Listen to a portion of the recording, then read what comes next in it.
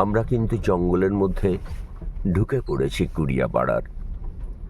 এখন কিন্তু রাস্তাও নেই আমাদের গাড়ি, তবুও যত দূর পারব আমরা নিয়ে যাব।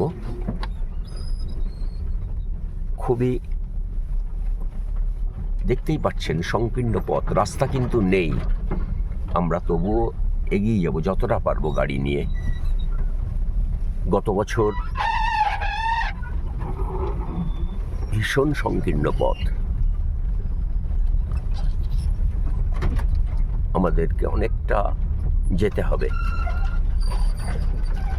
বুঝতেই পারছেন যে খুব কষ্ট করে এখানে গাড়ি চালাতে হয়, রাস্তা নেই কিন্তু।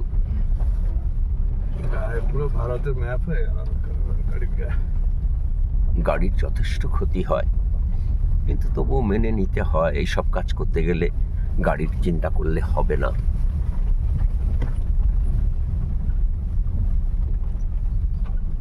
রাস্তার কোনো চিহ্ন নেই, মোরাম রয়েছে।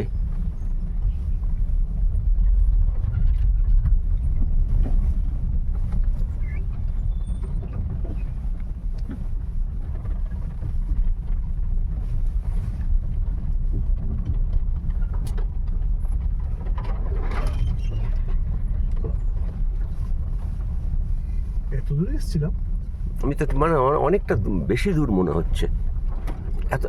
এতটা আসার কথা না। না, মাঠ তো ডান দিকে পড়বে, একটা পরিষ্কার বয়ে যাবে। মাঠ তো পরিষ্কার দেখা যাবে, দেখা যাবে মাঠ।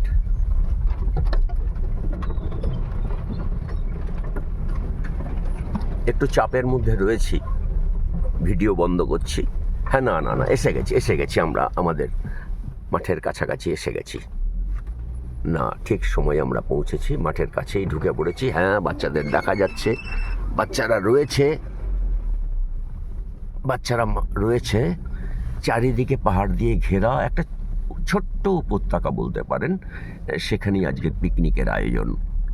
ভিডিওটা অনেক বেশি বড় হয়ে গেল। নেমে যাও আস্তে আস্তে। আপাতত এখানে নামছি আমরা গাড়ি থেকে। সবাইকে ধন্যবাদ জানাচ্ছি।